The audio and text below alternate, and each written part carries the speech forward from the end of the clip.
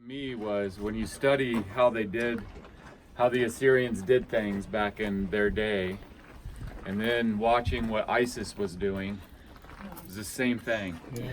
Same tactics. You know how ISIS wasn't very many men, but they had everybody so terrified that they would come to a city or a town and everybody would run away and leave their weapons and leave their, and just leave everything behind, and they would come in and get it and keep going.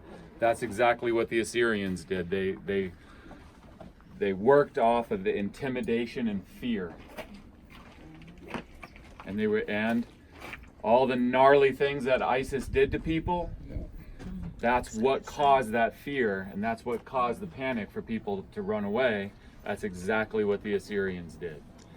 They flayed people, they cut their heads off, they stuck them alive on poles outside the city, all with the intention, you want to rebel against us? You want to rebel against us? This is what's going to happen to you. You might want to stick up the white flag. Okay, so we are in a gate area right here.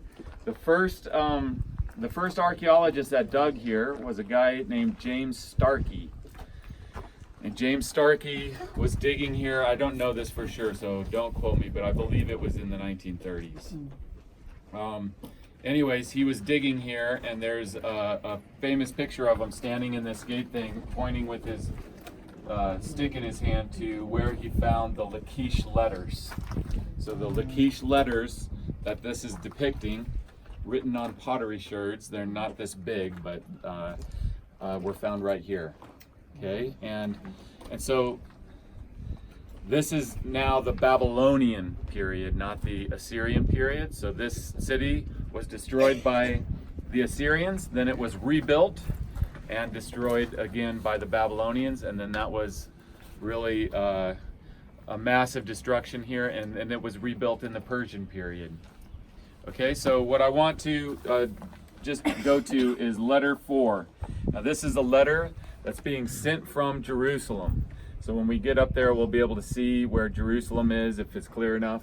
And so they're looking down at these sites from Jerusalem, and it says this. I'm just going to read the end of it. It says,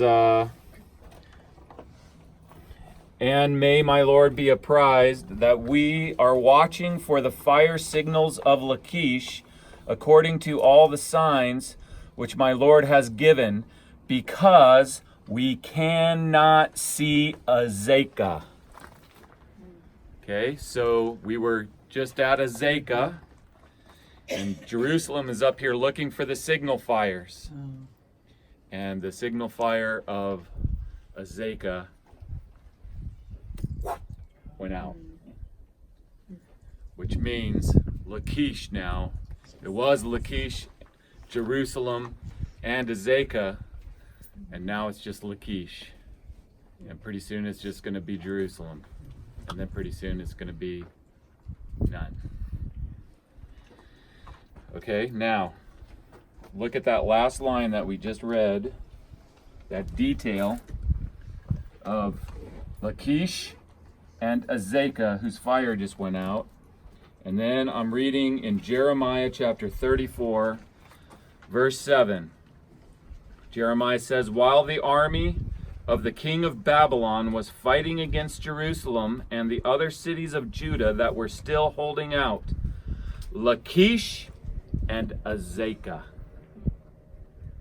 So at the point that Jeremiah writes this, the only cities that are left, Jerusalem, Lachish, Azekah.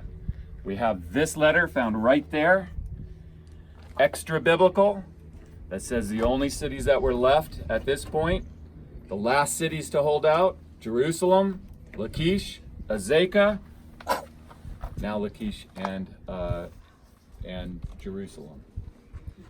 In other words, the details that are in the letter found right here are the same as the details that we have right here.